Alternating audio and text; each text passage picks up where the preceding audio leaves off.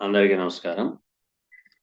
మనకి క్వశ్చన్ ముఖేష్ పాటిల్ గారు అడిగిన ప్రశ్న ఏంటంటే 4, 8, 12 4, 8 భావాలు మరియు రాసులు యొక్క ఇంపార్టెన్స్ ఏంటి? దాని యొక్క వివరణ ఇవ్వండి అని అడిగారు. ముఖేష్ గారు 4, 8, 12 అంటే మోక్ష త్రికోణాలు అని అంటారు. మోక్ష త్రికోణాలు అంటారు. మోక్ష త్రికోణాలంటే యాక్సిడెంట్లో చనిపోవచ్చు, నీళ్ళల్లో దూకి చనిపోవచ్చు, లేకపోతే ఉరేసుకుని చనిపోవచ్చు. ఇవన్నీ మన పుస్తకాల్లో దొరుకుతాయి, మన పుస్తకంలో దొరికిపోతాయి. కానీ ఇన్ డెప్త్ కావాలి. ఈ మోక్ష త్రికోణాలు అటువంటి భావనలు ఎందుకు ఏర్పడుతున్నాయి అనేది కావాలి. సో ఇవన్నీ తెలవాలంటే ఫస్ట్ నేను చెప్పిన ఫార్మేషన్ బాగా గుర్తుపెట్టుకోవాలి. పెట్టుకుంటే సరిపోతుంది. కేంద్రాలు 1, 4, 7, 10 భావాల్ని కేంద్రాలు అంటారు. పుస్తకంలో ఏం చెప్తారు? ఇప్పుడు మనోళ్ళు చెప్తారు, ఏం చెప్తారంటే 1వ భావము కన్నా 4వ భావం బలమైనది, 4వ భావం కన్నా 7వ భావం బలమైనది, 7వ భావం కన్నా 10వ భావము బలమైనది అని అంటారు. ఇవన్నీ పక్కన పెడితే 4వ భావమే చాలా ఇంపార్టెన్స్ ఇస్తుంది. ఓకేనా? అలాగే త్రికోణాలు 1, 5, 9 1, 5, 9 భావాల్లో గ్రహాలు ఉంటే ఆయన పరిస్థితి ఎలా ఉంటుందని అది నాకు తెలుసు, మీకు తెలియదు. ప్రతి ఒక్కళ్ళు ఏం చెప్తారంటే 1, 5, 9 భావాల్లో గ్రహాలు ఉంటే అసలు మంచి యోగం ఇస్తుంది అని. ఏం యోగం ఇస్తుంది అనేది అనుభవించేవాడు చెప్తాడు, అంతేగాని వేరే వాళ్ళు చెప్పరు. ఓకేనా? దీంట్లో 5వ భావము చాలా తలకాయ నొప్పిది. ఓకేనా? త్రిషడ భావాలు 3, 6, 11. సో ఇవి వచ్చేటప్పటికి త్రిషడ భావాల్లో 3వ భావము పెద్ద తలకాయ నొప్పిది. ఓకేనా? అలాగే మోక్ష త్రికోణాల్లో 4, 8, 12. సో 4వ భావము మహా తలకాయ నొప్పిది. ఇవి నేను చెప్పిన వాటిల్లో కేంద్రాల్లో 4వ భావము తలకాయ నొప్పి అని చెప్పాను. మళ్ళీ మోక్ష త్రికోణాల్లో కూడా 4వ భావమే చెప్పాను. బాగా గమనించాలి మీరు. ఈ మోక్ష త్రికోణము అనేది యాక్సిడెంటల్ డెత్తే కాదు, ఇంక పలు రకాలమైన మోక్షాలు ఉన్నాయి. పలు రకాలమైన మోక్షాలు. ఈ మోక్షాల మూలంగా వచ్చే దరిద్రం ఏంటయ్యా అంటే, ఫస్ట్ ఆఫ్ ఆల్ మీ మనసు కంట్రోల్లో ఉంటే చాలు. ఫర్ సపోజ్ మీరు రోడ్డు మీద వెళ్తున్నారు, ఒక అమ్మాయిని చూశారు, చూడగానే అబ్బా చాలా అందంగా ఉంది అని. ఆ అమ్మాయి ఎమ్మడపడితే ఏమవుతుందండి చెప్పండి? ఆ అమ్మాయి ఇంట్లో వాళ్ళు లేకపోతే ఈ అమ్మాయో పోలీస్ స్టేషన్స్ పెడతారు. పోలీస్ స్టేషన్లోకి వెళ్ళి కంప్లైంట్ చేస్తారు. పోలీస్ స్టేషన్ ఏంటి? 8. వాళ్ళు కేసు కడతారు, కేసు కట్టి కోర్టుకు తిప్పుతారు. కోర్టుకు తిప్పాలంటే జైలు. జైలు అనేది ఏది? 12. ఐసోలేషన్ ఏకంగా ఉండేది. చూసారా? 4వ భావంలో మనసులో కోరిక పుట్టింది కాబట్టి దరిద్రం చుట్టుకుంది. ఇది పక్కన పెట్టండి. మళ్ళీ ఇంకోటి చెప్తాను. ఆస్తి పంపకాలు, ఆస్తి పంపకం. దీంట్లో ఏమొస్తుంది? మనసులో కోరిక వస్తుంది. ఆ రోడ్డు పక్కన ఉన్న బిట్ వస్తే బాగుండే, నాకు అది వస్తే బాగుండే, ఆ డబ్బు వస్తే బాగుండే, ఆ నగలు వస్తే బాగుండే అని మనసులో ఓకే గిలి. సరే గిలి పెట్టాము, బాగానే ఉంది, కాదనట్లేదు. నానా కష్టాలు పడి ఆ ఆస్తిని మీరు తెచ్చుకున్నారు. తెచ్చుకున్న తర్వాత దాన్ని జాగ్రత్త చేయాలి. జాగ్రత్త చేస్తే అది లక్షలు పోయి కోట్లు అయింది. కోట్లు అవగానే పిల్లలకి ఇవ్వకపోతే పిల్లలు ఊరుకుంటారా? మీకు అక్కడ పోట్లాట్లు, గొడవలు. ఈ గొడవలు, పోట్లాటల్లో నాన్న కొట్టడం ఏంటి, తల్లిని కొట్టడం ఏంటని తీసుకునెళ్ళి వృద్ధాశ్రమంలో వదిలేస్తారు. పోట్లాటలనేది 8లో ఉన్నాయిగా. మళ్ళీ ఐసోలేషన్. వృద్ధాశ్రమం అంటే 12వ భావం. తీసుకెళ్ళిపోయి అక్కడ 12వ భావం కాబట్టి అక్కడ తీసుకెళ్ళి అక్కడ వదిలేస్తారు. ఇక్కడికి సరిపోయింది. ఇంకొకటుంది. ఇదేంటయ్యా అంటే మనసులో ఆశ. నాన్ వెజ్ తిందాం, లేదా అది తిందాం, ఇది తిందాం, అలా చేద్దాం, ఇలా చేద్దాం అని ఊహే విపరీతంగా పక్కనోడికి కూడా పెట్టకుండా మనమే తినేయాలి, మనం తింటాం. తిన్న తర్వాత అజీర్తి చేసిద్ది. తీసుకెళ్ళి హాస్పిటల్‌లో పారేస్తారు. హాస్పిటలోళ్ళు ఏమంటారు? ఒక 4 రోజులు అబ్జర్వేషన్. మళ్ళీ 12వ భావం. చూసావా? అందుకని దరిద్రం చుట్టుకోవాలంటే మోక్షాన్ని ప్రసాదించాలి. మోక్షం అనేది ఏంటయ్యా అంటే లెట్ గోగా ఉండండి. అదే మీరు ఈ తిప్పలు పడకుండా ఉండాలి అంటే ఏంటి? అంటే మనసు ఒక దాన్ని కంట్రోల్ చేస్తే సరిపోతుంది. సో, 4 భావములో కంట్రోల్ చేసే గ్రహం కావాలి. మీకు చూడండి ప్రతి భావంలో, ప్రతి రాశిలో కూడాను 9 గ్రహాల యాక్టివేషన్స్ ఉంటాయి. ఇది మీకు ఎవ్వరు చెప్పరు. ఏ పుస్తకంలో దొరకదు. 9 గ్రహాల యాక్టివేషన్స్ ఎలా ఉంటాయంటే రవి, చంద్ర. రవి ఉండినా తలకాయ నొప్పే. చంద్రుడున్నా తలకాయ నొప్పే. మొత్తం ఏదుండినా కూడాను కేతువు తప్ప మిగతా ఏ గ్రహం ఉండినా మీకు తలకాయ నొప్పే. ఆ కేతు కనుక ఆ 9 గ్రహాల్లో కేతువు యొక్క కారకత్వం మీరు గనక క్యాప్చర్ చేయగలిగితే 8, 12 ఈజీ అయిపోద్ది. 8, 12 ఈజీ అయిపోద్ది. మనసులో కేతు తత్వాన్ని తీసుకున్నారనుకోండి, లెట్ గోగా ఉంటారు.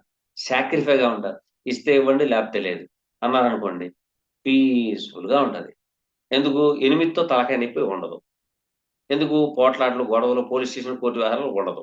కాబట్టి ఏకాగ్రతంలోకి వెళ్ళాల్సిన అవసరం లేదు. కాబట్టి మెడిటేషన్ చేసుకుంటే సరిపోతుంది. మెడిటేషన్ అనేది మళ్ళీ 12వ భావం. సో, 4, 8, 12 భావాల్ని యుటిలైజ్ చేసుకునే విధానం మీకు తెలిస్తే ఏ గొడవ ఉండదు. అది. అంటే ఏంటంటే మనకి ఆ పరాశర మహర్షి గారు చెప్పిన దానికి ఒక వంతు మాత్రమే మనోళ్ళు చెప్తారు. దాని లోపల ఉన్న ఇంటర్నల్ పాయింట్ చెప్పితే అందరూ బాగుపడతారు. అందరూ బాగుపడాలంటే ఆ పాయింట్ చెప్పించుకునే యోగం మీకు రావాలి. వస్తేనే వస్తది. లేతే రాదు. నేను అందుకనే చెప్పేది. కేతువు 4వ భావంలో ఉన్నవాళ్ళు ఎంత లెట్ గోగా ఉంటే అంత మంచి ఫలితాలొస్తాయి. అదే కేతువు 12వ భావం. ఈ మధ్య కాలంలో కేతువు 12వ భావంలో ఉంటే ఈ జన్మలు ఈ జన్మ ఆఖరంట కదా సార్! నిజమేనా అన్నారు. ఏమోనమ్మా వాళ్ళెవరో చెప్పుంటారు. నాకైతే తెలీదు గానీ కేతు 12లో ఉంటే మాత్రం మెడిటేషన్, స్పిరిచ్యువల్‌గా ఉంటే మళ్ళీ కొత్త జన్మ ఉంటదనేది మాత్రం నాకు తెలుసు. ఎందుకంటే మీరు బుద్ధి స్పిరిచ్యువల్‌గా ఉండి, మీరు సాధించింది ఎదుటి వ్యక్తికి తెలవాలంటే మరో జన్మ పొందాల. పొంది వివరించగలరు. మీకు మరో జన్మే లేనప్పుడు ఇంక మీరేం చేస్తారు స్పిరిచ్యువల్‌గా? స్పిరిచ్యువల్‌గా ఉండలేరు. సో, 12వ భావం అనగానే మీకు కంగారు పడాల్సిన అవసరం లేదు. కేతు అనగానే భయపడాల్సిన అవసరం లేదు.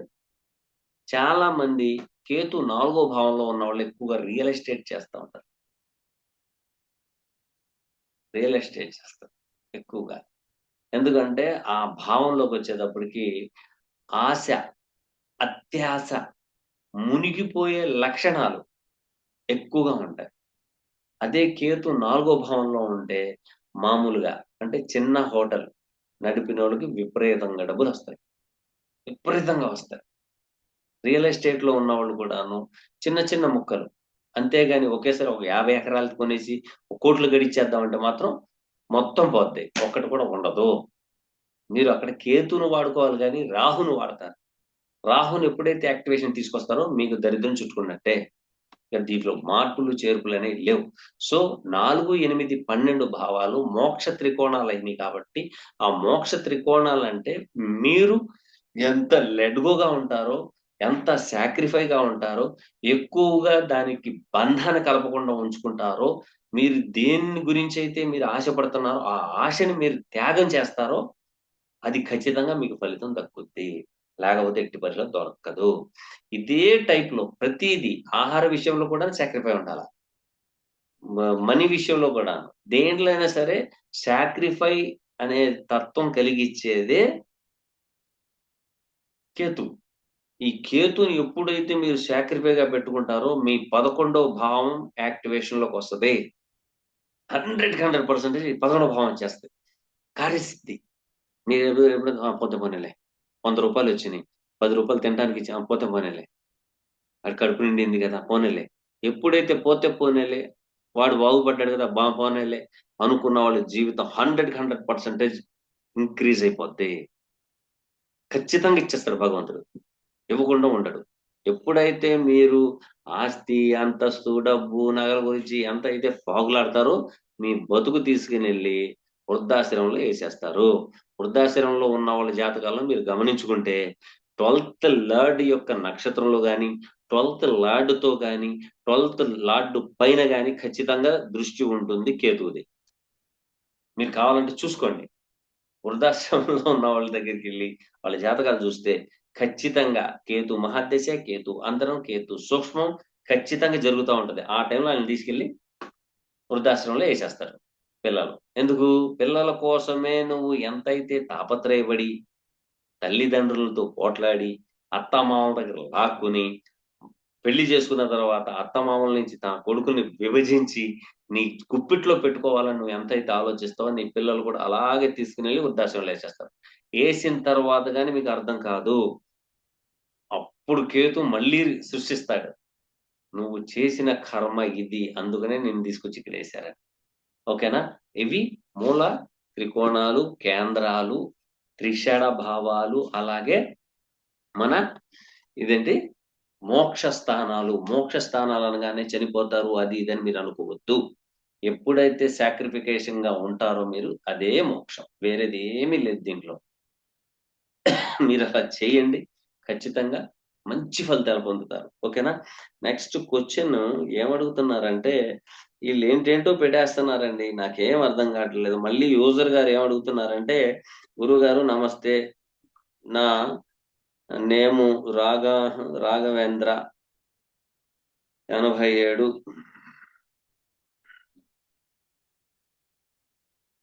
2021 నుండి నాకు చాలా ప్రాబ్లమ్‌గా ఉంది అని అడిగారు.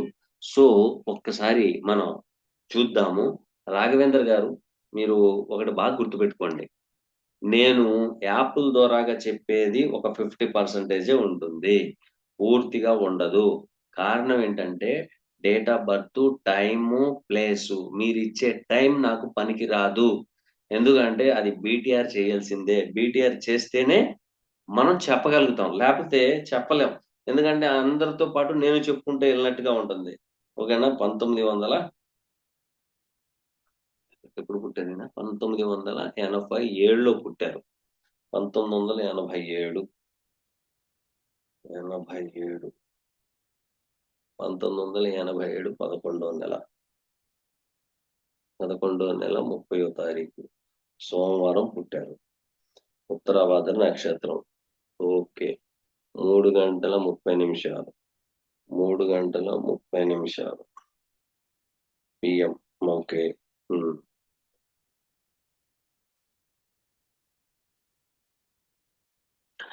యూజర్ గారు రాఘవేంద్ర గారు మీది ఇక్కడ చూస్తే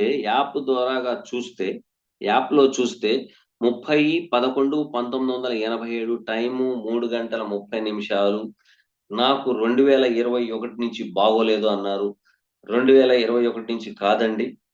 1/17/2023 అయితే 2021లో ఏం జరిగింది అనేది కావాలి. ఓకేనా? యాక్చువల్లీ మీకు మేష లగ్నం వచ్చింది దీంట్లో. రావడం రెండోదేంటయ్యా అంటే మీకు జరుగుతున్న మహాదశ శుక్ర మహాదశ. ఈ శుక్రుడు 9వ భావంలో కూర్చున్నారు. శుక్రుడు 9వ భావంలో కూర్చున్నారు. రాహు, చంద్ర, గురుల కలయిక. మానసిక ఆందోళన, మానసిక క్షోభలు ఎక్కువగా ఉండే అవకాశాలు ఎక్కువగా సూచిస్తున్నాయి. రెండోది శుక్ర మహాదశ జరిగినా కూడాను ఇక్కడ బాధకుడు యొక్క కనెక్షన్, బాధకుని యొక్క కారకత్వాలతో 9వ భావంలోకి వెళ్ళిపోయాడు ఆయన. 2, 7 అధిపతి. సో అది ఒక తలకాయ నొప్పే. రెండోది చంద్రతు మళ్ళీ రాహు నుండి 4వ భావంలో వెల్త్ కారకుడు శుక్రుడు 4వ భావంలో, అంటే లగ్నాత్తు మీకు మీకు ఈ 9వ భావంలో ఉన్నారు. ఉండినా కూడాను గోచార రీత్యా మీకు టోటల్ గా చెప్పాలంటే 23/9/2020 కాడ నుండి బాగోలేదు. 23/9/2000 సంవత్సరం నుంచే. అప్పుడు రాహు సంచరించేది ఎక్కడయ్యా అంటే 2వ భావంలో. 2వ భావంలో సంచరిస్తున్న రాహు మీకు మృగశిర నక్షత్రంలో సంచారం, తర్వాత రోహిణి నక్షత్రంలో సంచారం, అలాగే కృత్తికా నక్షత్రంలో సంచారం.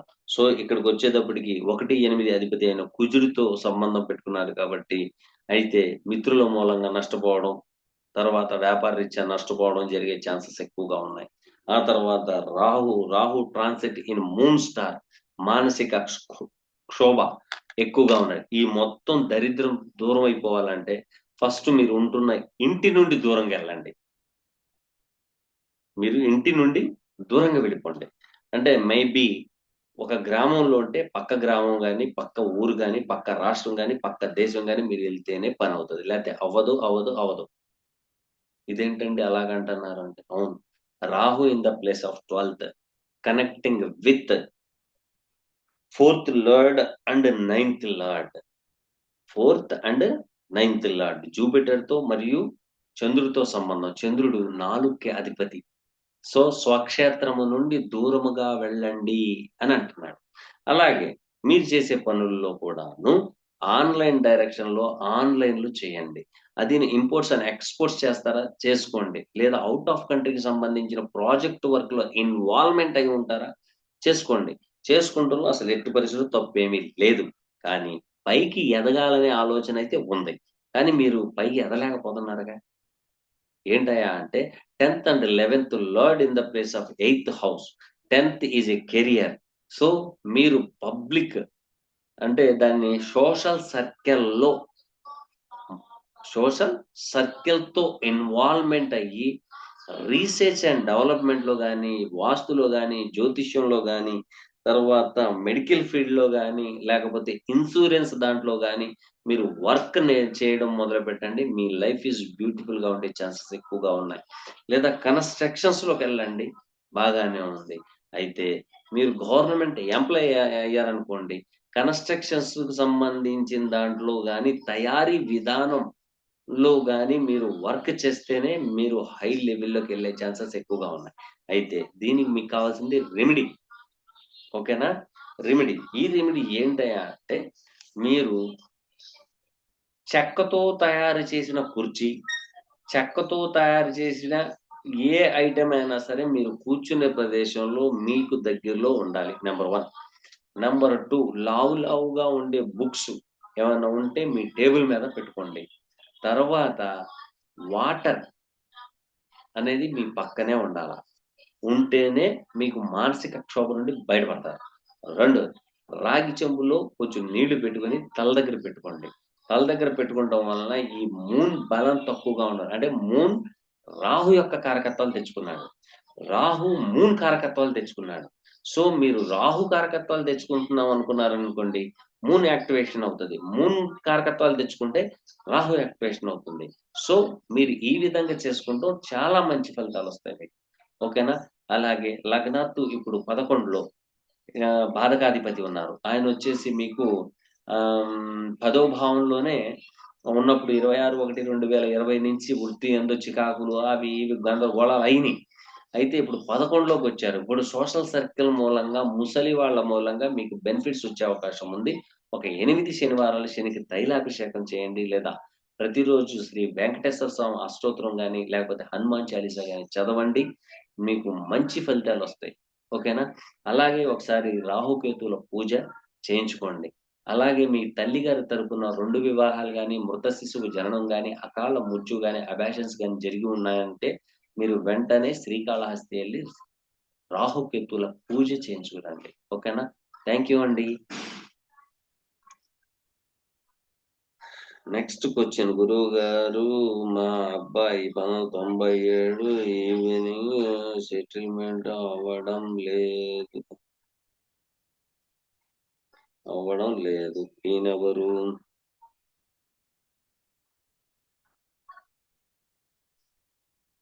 కమలా వరలక్ష్మి గారు అడుగుతున్నారు.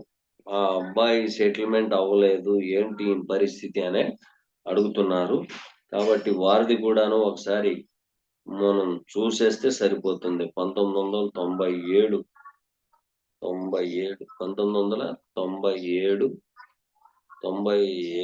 ఏడో నెల 1997 ఏడో నెల 1997 ఏడో నెల 25వ తారీఖు. ఓకే, 1900 ఎన్ని గంటలకి? 9 ఈవినింగ్, నైట్ అనగా 9:30. 9:30. ఓకే.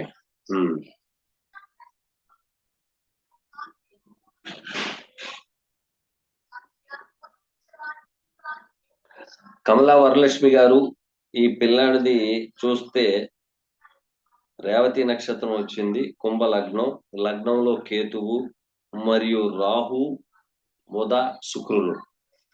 ఏ రోజైతే ఈ పిల్లాడు నాకు ఇంత పెద్ద ఉద్యోగం రావాలి, నాకు అది కావాలి, ఇది కావాలి అంటాడో అది రాదు. నేను ఇప్పుడే చెప్పాను, కేతువు యొక్క తత్వాలను వాడండి. కేతువు యొక్క తత్వాలను వాడుకుంటే సూపర్ గా ఉంటది, లేకపోతే సూపర్ గా ఉండదు.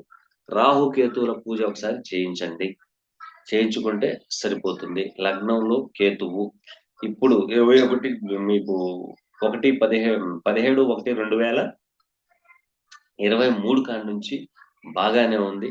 అయితే ఏంటంటే రాహుకేతువుల పూజ చేయించకపోవడం వల్ల వచ్చిన తలకాయ నొప్పి ఎక్కువగా ఉంది.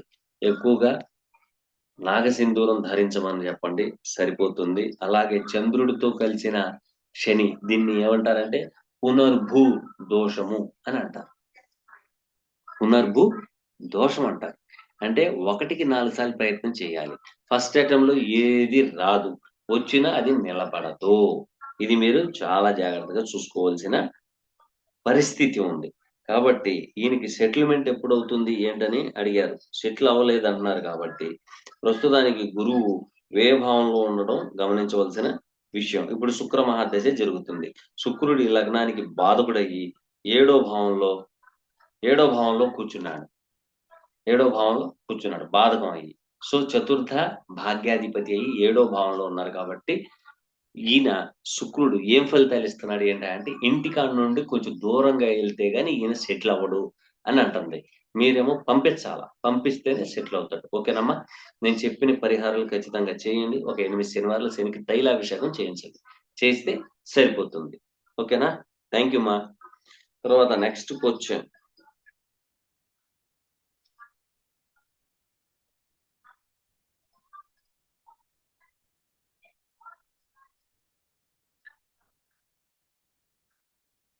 అమర్ గారు ఏమడుగుతున్నారంటే, నాకు ఇంకా పెళ్లి కాలేదు, ఒకవేళ అయితే నా వైవాహిక జీవితం ఎలా ఉంటుంది చెప్పండి, ఎటువంటి అమ్మాయి చేసుకోవాలో తెలియజేయండి గురువు గారు అన్నారు.